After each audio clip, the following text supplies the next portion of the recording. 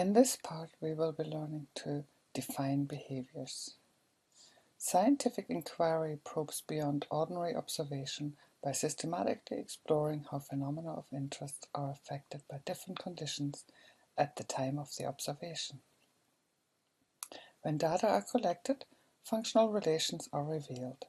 Functional relations summarize the outcome obtained when a change in an independent variable, that is, the condition prevailing at the moment of observation, results in a change in the dependent variable, that is, the phenomenon of interest.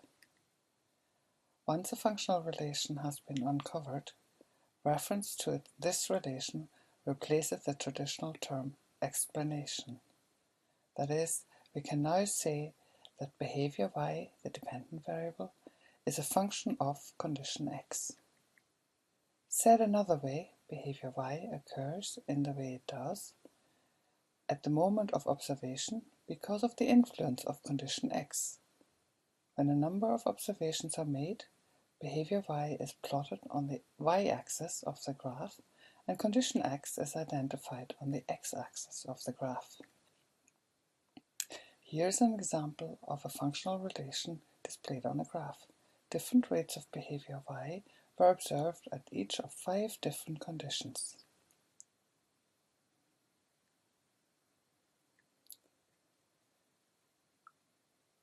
Here we have the behaviour under the microscope. Across any period of time, the details recorded depend upon the level of magnification of your behavioural microscope. However, before you begin a study, you must first eliminate the imprecision associated with the lay use of summary labels. This will allow you to construct a precise definition of the behaviour to be observed so that you can monitor it across time.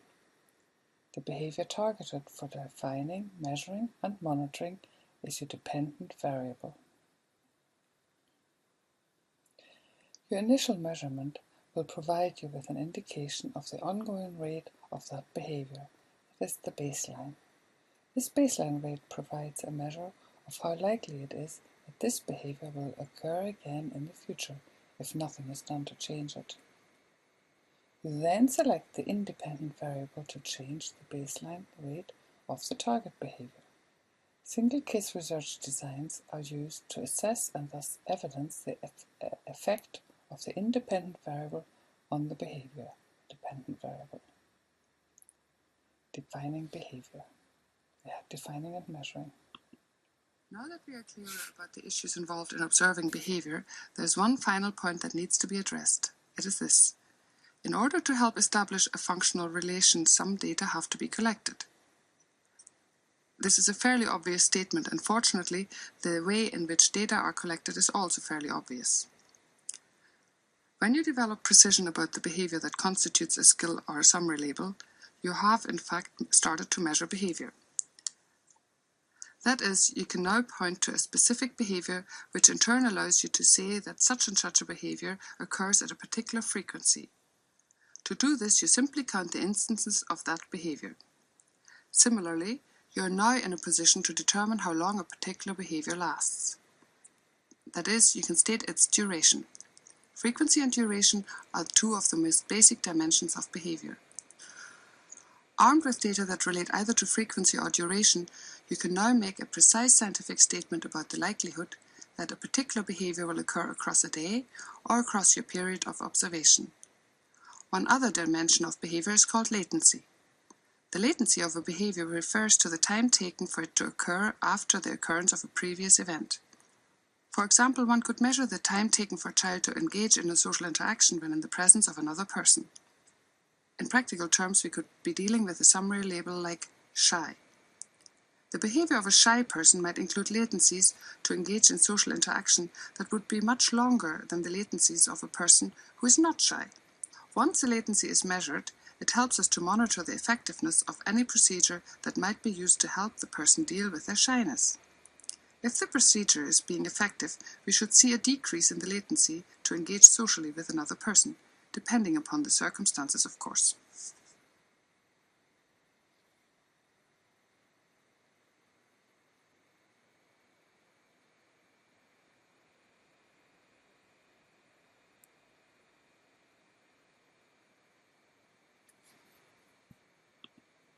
We are now approaching the end of this part of the tutorial.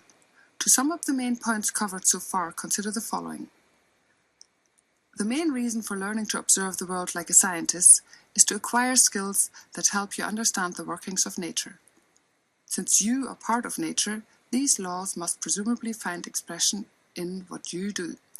The science of behaviour analysis has addressed this issue by drawing attention first to the ways in which language traps misdirect our search for explanations. Second, behaviour analysis, as the name implies, provides us with methods that bypass these traps so that data on behaviour can be examined in a different light. This concludes this part of the tutorial. In the next section, you will be given opportunities to practice defining and measuring behaviour with the help of some video clips. At the end, you will be able to see how the skills developed in this section relate to the real world.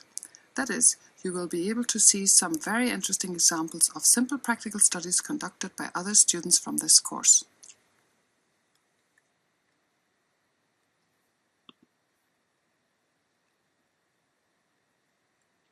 The first step in measurement is to accurately and reliably define the behaviour so that little or no subjective evaluation enters into observations.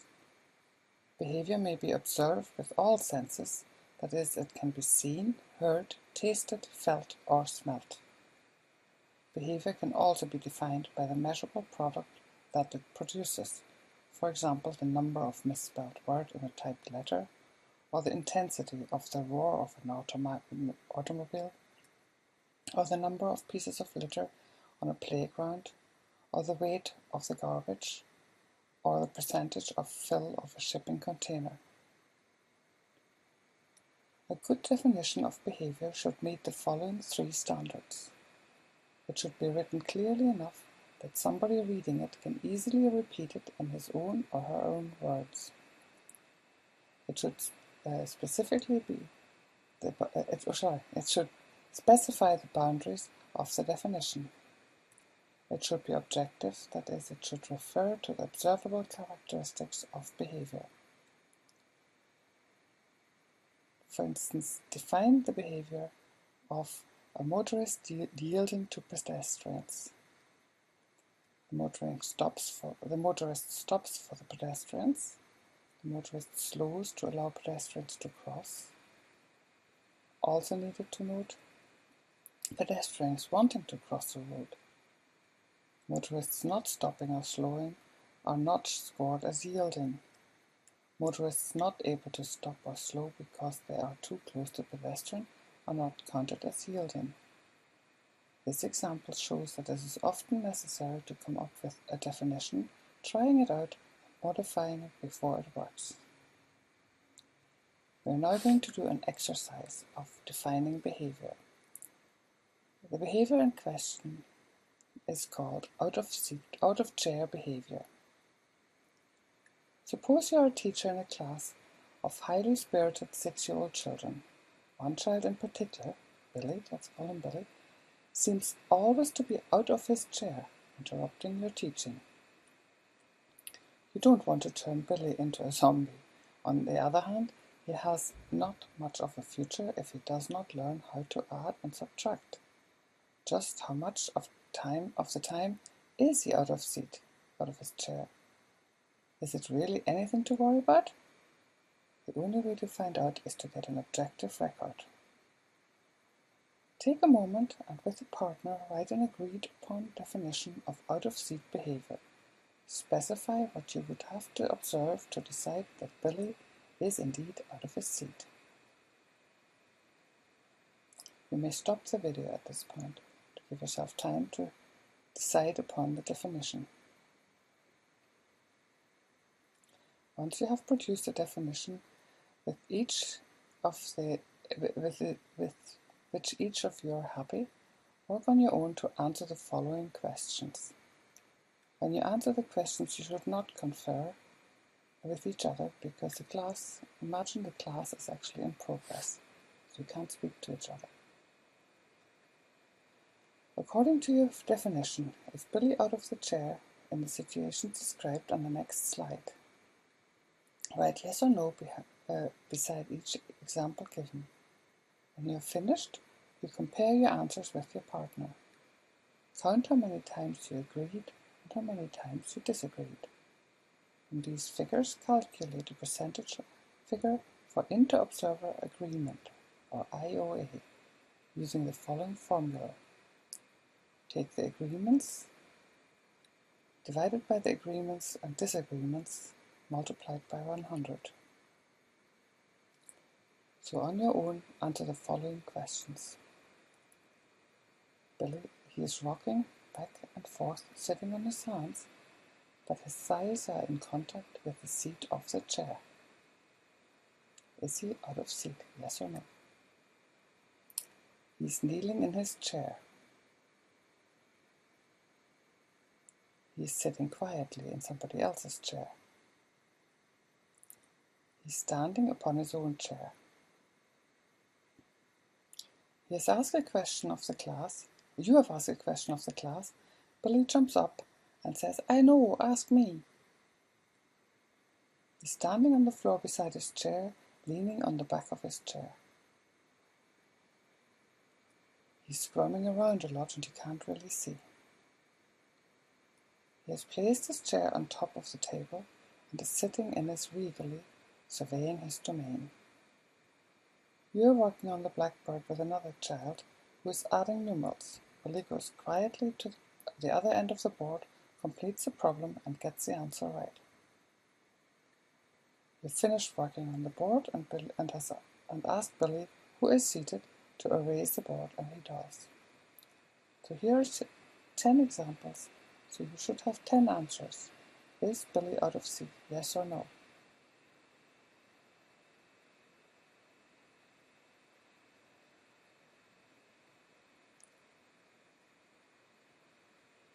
So now you do your calculations. With your partner, you compare the yeses and the nos, and you take the agreements. So say, for instance, you have 6 of the points where you both have said yes, he's out of seat. That's your 6, it's your agreements. And then you divide that by the agreements and disagreements and multiply it by 100. This way of calculating IOA is called total count IOA. More to this later. So here we have an example. Define and measure out of seat behavior.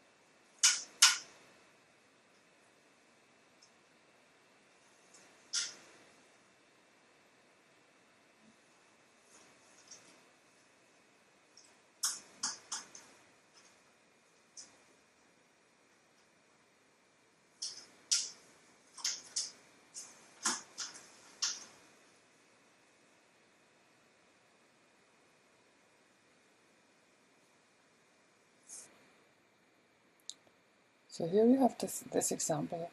You can rewind the tape and watch it again and agree with your and observe how much of the time the child is out of seat and how many times the child is out of seat, duration or frequency.